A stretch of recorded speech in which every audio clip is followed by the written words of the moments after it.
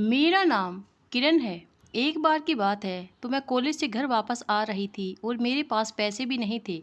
कहाँ जाना है मैडम? तेज बारिश में सड़क के किनारे खड़ी किरण ने हाथ हिलाकर ऑटो को रोकने का इशारा किया तो ऑटो के ड्राइवर संदीप ने अपना ऑटो रोककर किरण से पूछ लिया, भैया जाना तो शिवनगर था, लेकिन आप मुझे चौराहे तक छोड़ दीजिए, मैं आपको शिवनगर तक छोड़ दूंगा मैडम। संदीप ने किरण को निश्चित करना चाहा, लेकिन किरण बताना जरूरी समझा, भैया मेरे पास किराए देने के लिए रुपए नहीं है, आप मुझे बस चुराहे तक ही छोड़ दीजिए। किरण की मजबूरी समझते हुए प्रदीप ने उसे ऑटो की पिछली सीट पर बैठने का इशारा किया। ठीक है मैडम। रात का वक्त था और बारिश तेज हो रही थी, इसलिए पूरी सड़क लगभग सुनसान थी। दिन भर व्यस्त रहने वाली सड़क पर एक दो वाहन ही दौड़ते हुए नजर आ रहे थे। चौराहे पर पहुंचकर प्रदीप ने अपना ऑटो सड़क के एक किनारे रोक दिया। बारिश हल्की हो चुकी थी, लेकिन अंधेरा काफी हो चुका था। ऑटो से उतरकर किरण ने कहा, भैया मेरे पास पैसे नहीं है। बिना किराए ही प्रदीप अपने ऑटो स्टार्ट कर वहां से आगे बढ़ने वाला ही था कि एक उसकी नज़र सामने से आ रहे मोटरसाइकिल पर नौजवान लड़कों पर पड़ी। मोटरसाइकिल की पिछली सीट पर बैठे लड़के सिगरेट के धुएं उठाते जा रहे थे। सड़क के एक किनारे से होकर धीरे धीरे आगे बढ़ रहे थे। किरण को बड़े गौर से देख रहे थे। मोटरसाइकिल सवार तीनों लड़कों के करीब पहुंचने ही वाले थे कि प्रदीप ने अपना ऑटो वापस मोड़ लिया। मैडम आप ऑटो में बैठ जाइए, मैं आपको आपके घर तक छोड़ देता हूँ।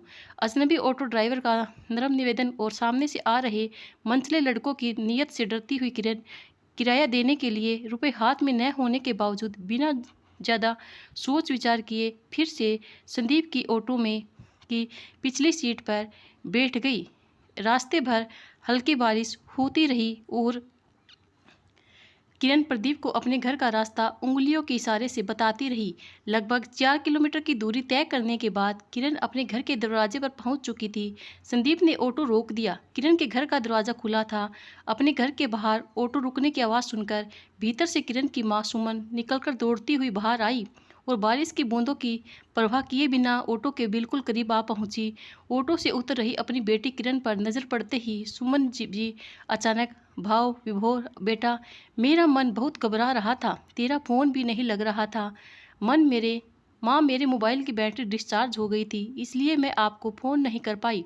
इतनी बारिश में तुम घर वापस कैसे लौटोगी, यह सोचकर मेरा मन घबरा रहा था बेटा, लेकिन भगवान ने मेरी सुन ली।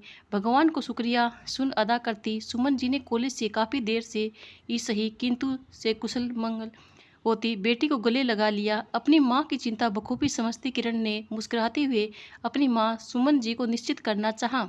माँ आप सही कह रही हो, भगवान सब ही जानता है, तभी तो उन्होंने इतनी बारिश में इन ऑटो भैया को भेज दिया मुझे घर तक पहुंचाने के लिए, वरना घबरा तो मैं भी रही थी। आज तो मेरे पास ऑटो से यहाँ तक आने के लिए किराया भी नहीं था।